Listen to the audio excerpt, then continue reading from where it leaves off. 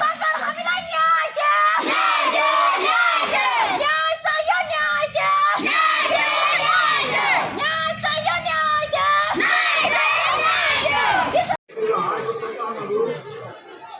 आज हामी यहाँ भेला भएको छौँ। हाम्रो श्रमिकको जुन चाहिँ माग, हाम्रो आशा अनि भरोसा अनि हाम्रो कसैको यो महलमा हामी श्रमिकहरूले एकबद्ध भएर हाम्रो जुन चाहिँ माग 20% लागेको थियो, जो हाम्रो एउटा अधिकार क्षेत्रको कुरा आउँछ, सम्पूर्ण युनियनहरू एक भएर श्रमिकको जुन चाहिँ आशा अनि भरोसा उहाँको मागलाई पुरा गर्नको निम्ति हामीले नीतिमा पूर्ण रूपले जोड गरेका पनि आज मालिकको আজকে যে অ্যাডভাইজারি 16% কালকে ইম্পোজ করার চেষ্টা করছে তার বিরোধে আজকে শ্রমিক মেলা আমরা তার প্রোটেস্ট জানাচ্ছি।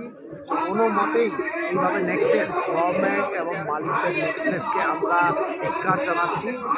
এবং আজকে সমস্ত শ্রমিক মিছিল করে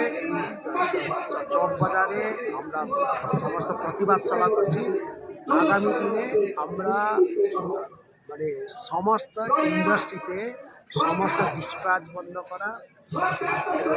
এই সব ফ্যাক্টরির সামনে ধর্ণা, এটা আমরা ধারাবাহিকভাবে চালাবো।